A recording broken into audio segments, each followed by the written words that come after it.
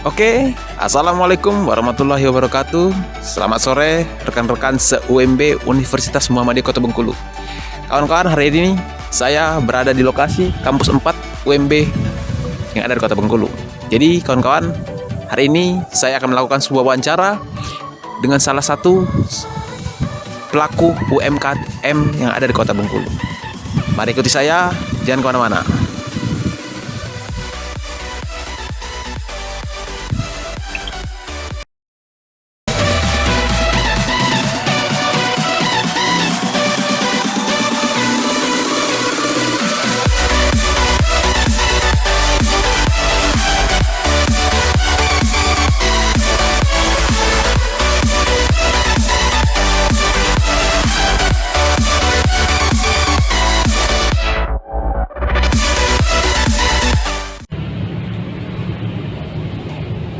Assalamualaikum warahmatullahi wabarakatuh.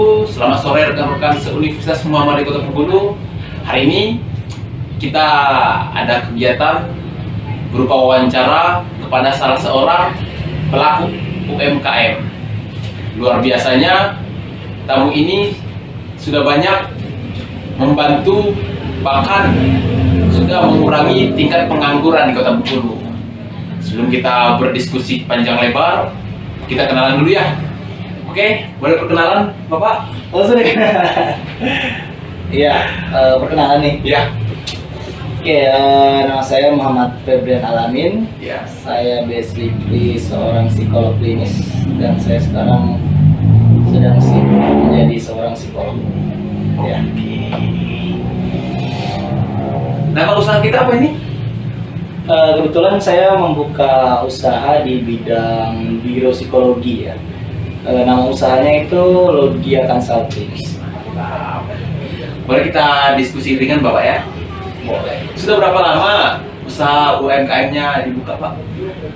Kebetulan Logia Consulting ini berdirinya 1 tahun ya. Kita berdirinya di tahun 2021 bulan Januari. Artinya kalau untuk di dunia bisnis masih umur jagung berarti gitu ya? Iya, Wah, masih baru sekali.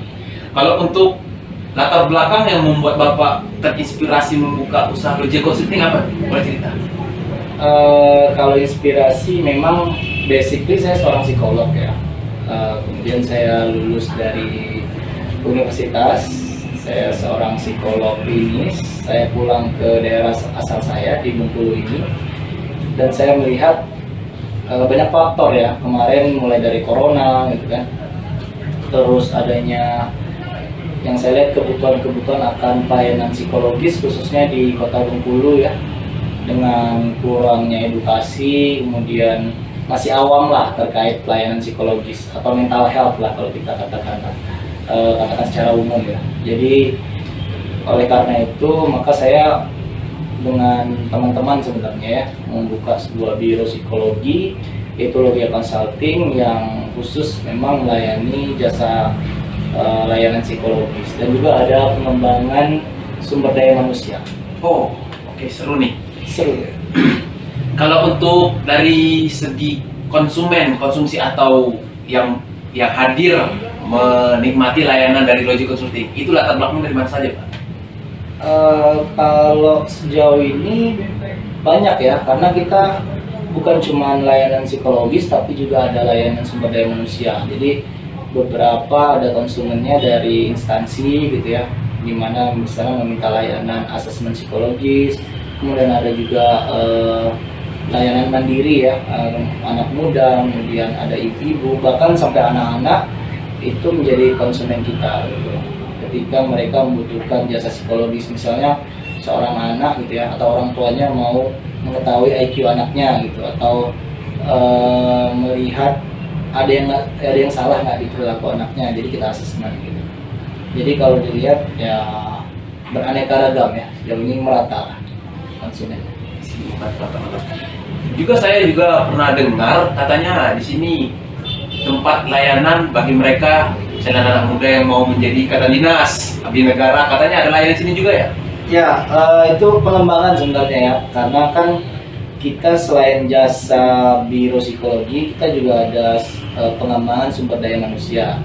Jadi melihat kebutuhan animo ya Saya lihat kemarin tuh kebetulan saya ketika pulang ke sini diminta menjadi asesor, salah satu asesor di wawancara gitu, wawancara untuk penerimaan Bintara Polri khususnya di Polda Bengkulu. Nah, saya lihat animonya sangat banyak dan ada beberapa permintaan dari anak maupun orang tua di mana minta dibimbing gitu. Jadi dibimbing dalam bagaimana mempersiapkan anak ketika setelah lulus SMA untuk menjadi seorang anggota Polri gitu kan.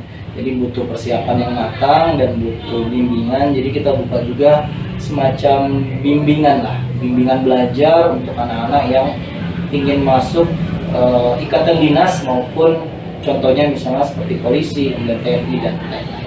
Wih, luar biasa ternyata. Karena di zaman saya juga dulu belum ada sih kayak fasilitas bimbel-bimbel seperti ini, belum ada. Ya, Cuman kalau kita lihat ini prospeknya bagus gitu. ya. Karena semakin ini ya, semakin berkembangnya zaman ya. Kalau dulu kan belum ada tuh tes CAT yang pakai komputer gitu kan. Kemudian zaman sekarang ada CAT namanya kan, basicnya dari komputer gitu. Jadi tes akademik, matematika, bahasa Inggris maupun sampai tes-tes lainnya itu berbasis CAT. Jadi anak-anak ini dibimbing mengerjakan soal, kemudian bagaimana bukan cuma akademik ya, tetapi juga fisik. Jadi ada latihan jasmaninya juga, di mana lebih terstruktur dan anak-anak siap mengikuti tes sebagai abdi negara di ikatan dinas. Kalau untuk mekanismenya, untuk kita bisa terdaftar sebagai peserta atau murid di sini, caranya gimana? Ada nggak? Bisa ini ya, bisa datang langsung ke kantor Logia Consulting mendaftar, atau bisa janjian juga lewat DM di Instagram Logia Consulting, kemudian bisa diteruskan dengan WhatsApp ya di WA-nya Logia Consulting, kemudian datang ke kantor Logia Consulting, akan kita jelaskan nanti programnya seperti apa, jadwal belajarnya seperti apa, tutor yang mengajarnya siapa, dan biayanya berapa akan dijelaskan, dan nanti akan mengikuti program intensif sampai sebelum anak-anak itu mengikuti tes. Oke. Kalau untuk sepanjang perjalanan Bapak Febrian membangun Logia Consulting, ada nggak kendala? Boleh dong sharingnya.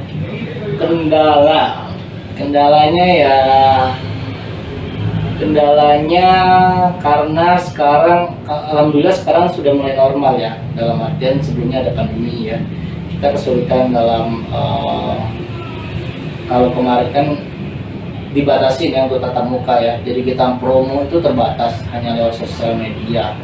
Jadi kita inisiatifnya kita kencengin nih sosial media, mulai dari live Instagram, kemudian story ya, kemudian penyebaran info lewat WhatsApp dan sebagainya.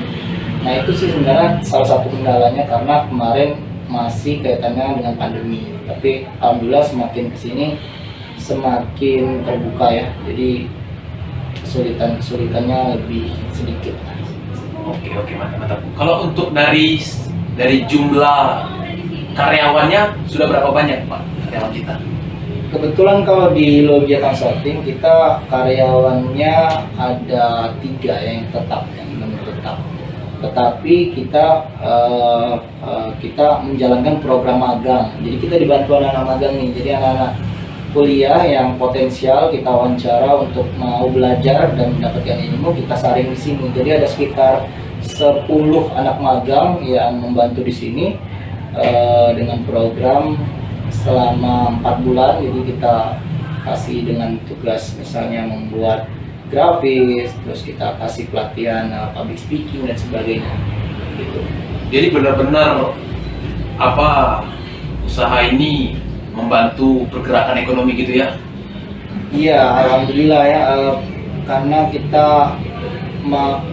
saya juga awalnya membuat sebuah usaha ini sebagai wadah gitu, sebagai wadah untuk selain tempat belajar tapi juga membuka peluang usaha ekonomi baik untuk teman-teman anak-anak muda maupun siapapun yang mau bergabung. Oke, terima kasih Pak Febri. Siap. Waktu ini sorenya.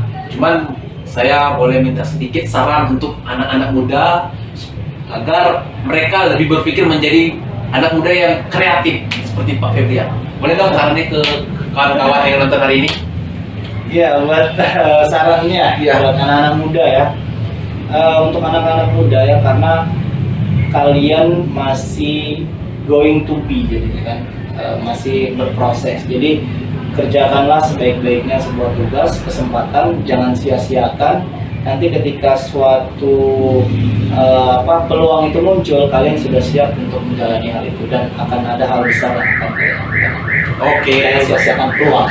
mantap. Oke kawan-kawan, segitu saja diskusi kita sore ini. Itu banyak yang kita dapatkan, selain kita melihat ini hanya sebagai profit, tapi ada di belakangnya pengedukasian mencerdaskan generasi bangsa. Itu saja. Selamat sore Bapak, terima kasih atas waktunya. Ya. Assalamualaikum warahmatullahi wabarakatuh.